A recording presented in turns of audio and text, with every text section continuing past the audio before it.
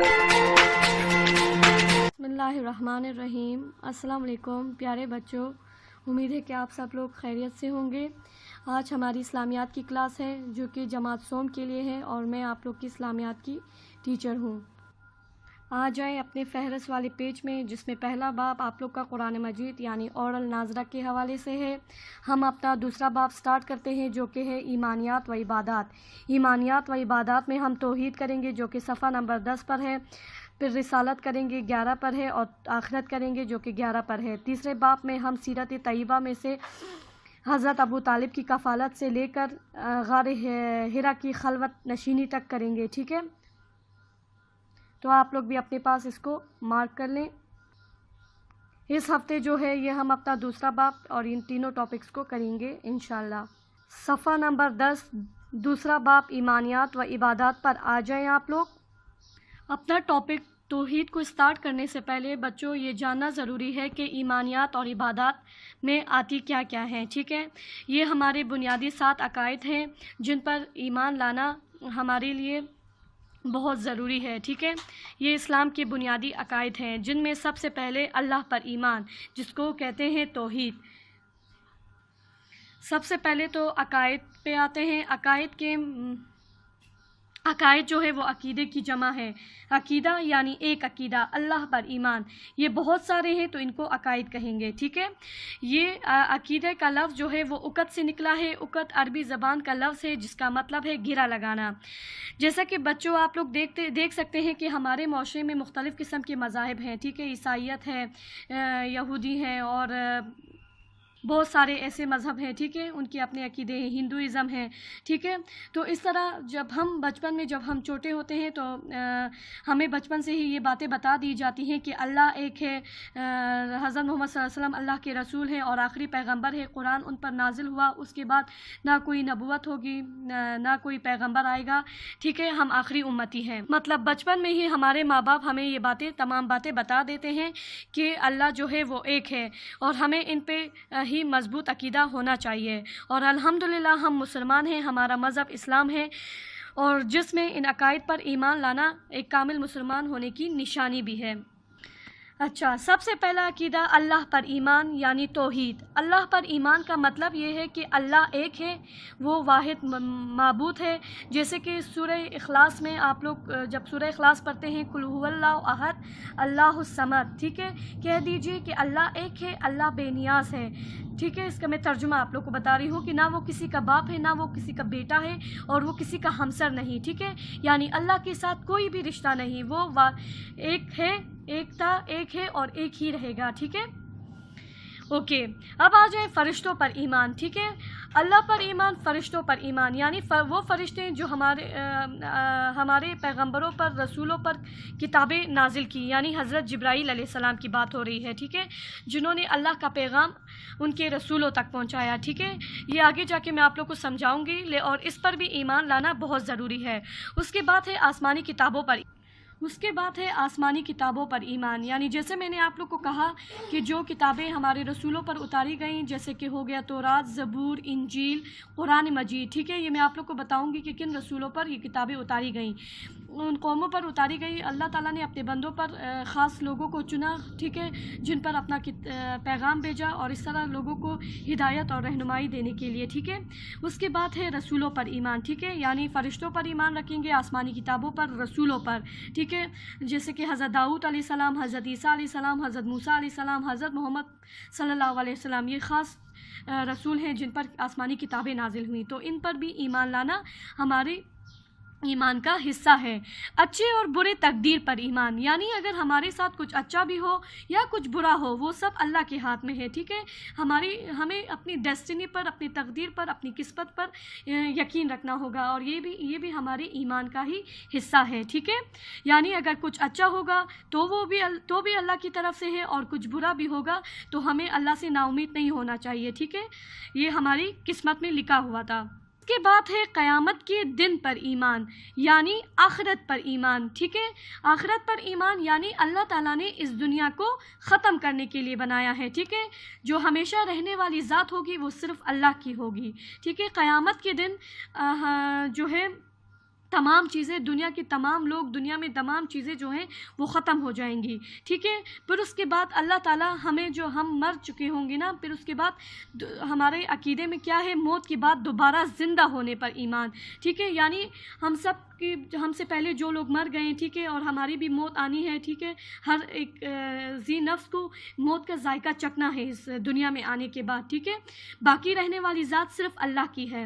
تو موت کے بعد یعنی قیامت جب آئے گی، قیامت کے دن ہم تمام لوگ جو ہم سے پہلے گزرے، ہم لوگ اور ہمارے بعد جو لوگ ہوں گے، ٹھیک ہے، ان تمام لوگوں کو زندہ کیا جائے گا. تو ہمارا ایک ایمان یہ بھی ہے کہ تمام لوگ جو ہے وہ قیامت کے دن دوبارہ زندہ ہوں گے، یعنی موت کے بعد دوبارہ کی زندگی، ٹھیک ہے.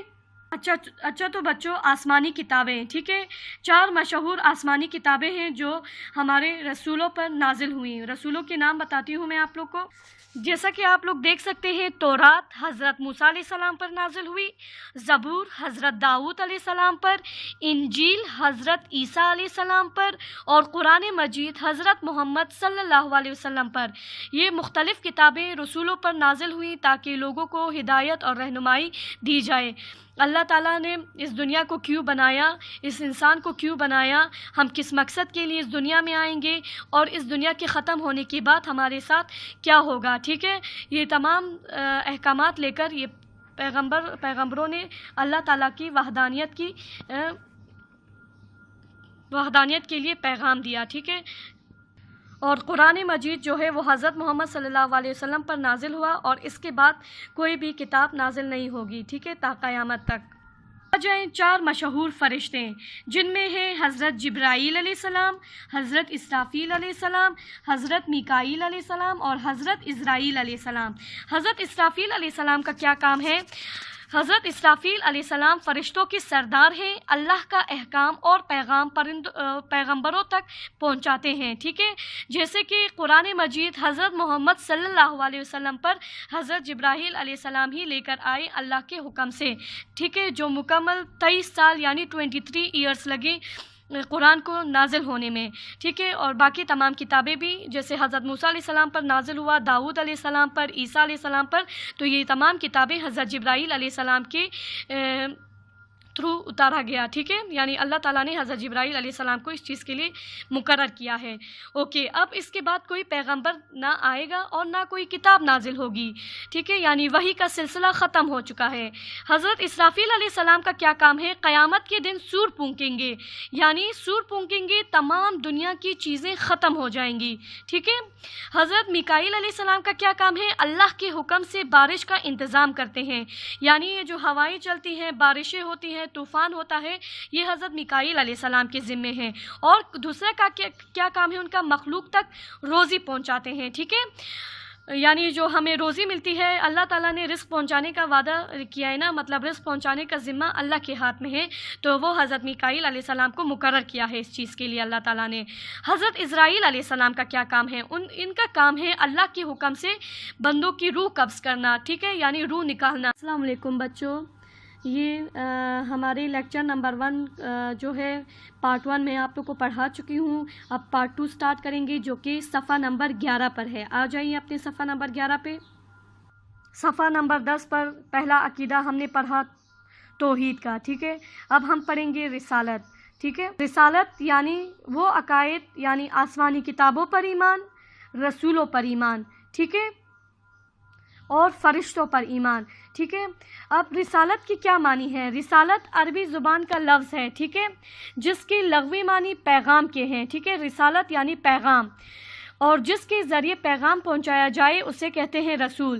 یعنی رسالت پیغام کو کہتے ہیں، اور جن کے ذریعے اس پیغام کو پہنچایا جائے ان کو رسول کہتے ہیں. جیسے میں نے آپ لوگ کو بتایا، یہ 4 وہ رسول ہیں، ٹھیک ہے. حضرت موسیٰ علیہ السلام، حضرت داؤد، حضرت عیسیٰ، حضرت محمد صلی اللہ علیہ وسلم، ٹھیک ہے، جن پر کتابیں نازل ہوئیں جو کہ پیغام پہنچانے آئے، ٹھیک ہے. ان کو کہ یہ ہے رسالت. کلیئر؟ اچھا، پڑھتے ہیں آپ. عقیدہ رسالت سے مراد اللہ کی طرف سے انسانوں کی رہنمائی اور ہدایت کے لیے بھیجے گئے رسولوں کو ماننا ہے، اور یہ کہ حضرت محمد صلی اللہ علیہ وسلم کہ اللہ کے آخری رسول ہیں اور ان کے بعد کوئی نبی نہیں آئے گا، یعنی حضرت محمد صلی اللہ علیہ وسلم آخری رسول ہے جن پر قرآن مجید نازل ہوا، اس کے بعد نہ تو کوئی کتاب نازل ہوگی، ٹھیک ہے، اور نہ کوئی نبی آئے گا۔ ہمارا اس بات پر ایمان ہے۔ اللہ تعالیٰ نے انسانوں کی ہدایت اور رہنمائی کے لیے رسول اور نبی بھیجے ہیں، جیسا کہ قرآن مجید میں ارشاد ہے، ترجمہ، اور یقیناً ہم نے ہر امت میں رسول بھیجا۔ سورہ نحل آیت نمبر 36 میں یہ آیت موجود ہے جس میں اللہ تعالیٰ فرماتے ہیں کہ اور یقیناً ہم نے ہر امت پر رسول بھیجا تاکہ ان کو ہدایت دی جائے، ان کی رہنمائی کی جائے۔ جیسے کہ کافر کہتے ہیں کہ اگر اللہ تعالیٰ نے ہمیں دوزخ میں ڈالنا تھا تو یعنی ہمارے لیے جنت نہیں تھی تو ہمیں کافر بنایا، لیکن اللہ تعالیٰ نے ہدایت اور رہنمائی کے لیے رسول، ان کے لیے کتابیں نازل تو ہوئی نا، یعنی ہدایت کا راستہ تو بتایا گیا نا۔ جیسے کہ قرآن مجید جو ہے وہ نہ صرف اس وقت کے لیے بلکہ تمام آنے والی نسلوں کے لیے ہدایت کا ذریعہ ہے نا۔ تو ہر ایک بچہ جب ایک انسان جب اس دنیا میں آتا ہے تو وہ مسلمان ہی پیدا ہوتا ہے، چاہے وہ کافر کے گھر کیوں نہ ہو، ٹھیک ہے۔ تو اسی طرح جو ہے ہم بڑے جب ہو جاتے ہیں، یعنی جب کافر کے جو بچے بڑے ہو جاتے ہیں تو ہدایت کے لیے کتابیں موجود ہیں نا، ٹھیک ہے۔ تو ان کو اللہ تعالیٰ نے ہدایت اور رہنمائی کے لیے تو ہی بھیجا ہے، ان رسولوں کو اور ان کتابوں کو۔ تو اللہ تعالیٰ جو ہے وہ رحم کرنے والی ذات ہے، ٹھیک ہے۔ وہ کبھی بھی اپنے بندوں پر ظلم نہیں کرتا، ٹھیک ہے، چاہے وہ کافر ہے یا چاہے وہ مسلمان ہے۔ تمام رسولوں نے اپنی امت کو توحید کا درس دیا اور شرک سے رد کا تمام انسانوں کو پیار محبت سے رہنے کی ہدایت کی، ہمدردی، اخوت، رواداری، عدل و انصاف، عفو درگزر اور ایثار کا درس دیا۔ ایثار کا مطلب ہے قربانی۔ پہلے نبی حضرت آدم علیہ السلام اور آخری نبی ہمارے پیارے رسول حضرت محمد صلی اللہ علیہ وسلم ہیں، جو ساری دنیا کے لیے ہدایت اور رہنمائی کا پیغام لے کر آئیں۔ آپ صلی اللہ علیہ وسلم کے بعد قیامت تک کوئی بھی نبی نہیں آئے گا، یعنی اب ہمارے حضرت محمد صلی اللہ علیہ وسلم آخری امتی ہے، اس کے بعد قیامت ہوگی اور اس کے بعد کوئی بھی نہ نبی آئے گا نہ رسول آئے گا، ٹھیک ہے۔ نبوت ختم ہو چکی ہے اور اس پر ہمارا کامل ایمان ہونا چاہیے۔ تو اس رسالت کے ٹاپک میں ہمارے پاس 3 عقائد جو ہیں وہ کلیئر ہو گئیں، رسولوں پر ایمان، کتابوں پر ایمان اور فرشتوں پر ایمان، ٹھیک ہے۔ اچھا، اب آ جائیں، ٹاپک ہے آپ لوگ کے پاس آخرت۔ آخرت کا مطلب ہے قیامت پر ایمان اور موت کے بعد دوبارہ زندہ ہونے پر ایمان۔ عقیدہ آخرت اسلام کے بنیادی عقائد میں سے ایک ہے، ٹھیک ہے۔ عقیدہ آخرت سے مراد اس بات پر ایمان لانا ہے کہ یہ زندگی عارضی ہے، عارضی یعنی ٹیمپرری ہے، ٹھیک ہے، پرمیننٹ نہیں ہے۔ ٹیمپرری یعنی عارضی یعنی ہمیشہ رہنے والی نہیں ہے، ایک نہ ایک دن ان سب کو ختم ہونا ہے۔ ایک دن اللہ تعالیٰ تمام دنیا اور اس کی ہر چیز کو ختم کر دے گا، صرف اللہ تعالیٰ کی ذات باقی رہے گی، اور موت کے بعد اللہ تعالیٰ کے حکم سے تمام انسان دوبارہ زندہ ہوں گے، یعنی قیامت کے دن، ٹھیک ہے، یعنی موت کے بعد دوبارہ کی زندگی، اور اللہ تعالیٰ کے سامنے اپنے اعمال کا حساب دیں گے، یعنی جو ہم نے اعمال کیے ہیں، اچھے یا برے یا جو بھی ہم نے کیا اس دنیا میں، ٹھیک ہے، ان سب کا ہم نے ایک حساب دینا ہوگا۔ ہمارے ہاتھوں نے کیا کیا، ہماری آنکھوں نے کیا دیکھا، ٹھیک ہے، ہم کس راہ پر چلے، ٹھیک ہے، ہم نے اپنی ایک ایک حرکت کا، ایک ایک اعمال کا، ایک ایک عمل کا حساب دینا ہوگا۔ اس وقت ہر ایک کے ساتھ انصاف ہوگا اور ہر ایک کے ساتھ انصاف ہوگا، ٹھیک ہے۔ اس دنیا میں جو ظلم اور زیادتیاں ہوئی ان مظلوم کو اس کا صلہ ملے گا، اور ظالم جس نے ظلم کیا اس کو اس کی سزا ملے گی۔ جن لوگوں کے اعمال اچھے ہوں گے وہ جنت میں جائیں گے، اور جن کے اعمال برے ہوں گے وہ کہاں جائیں گے؟ دوزخ میں جائیں گے، ٹھیک ہے۔ اور جنت اور دوزخ بھی اس لیے بنایا گیا کہ تاکہ اللہ تعالیٰ نے جو ہدایت اور رہنمائی کے لیے رسول بھیجیں، پیغمبر بھیجیں، تاکہ اللہ تعالیٰ کے احکامات، پیغامات کو زمین پر اتارا جائے، لوگوں کو بتایا جائے، اور اگر جنہوں نے اس پر عمل نہ کیا، اچھے اعمال نہ کیے، تو ظاہری سی بات ہے وہ دوزخ میں جائیں گے، ٹھیک ہے۔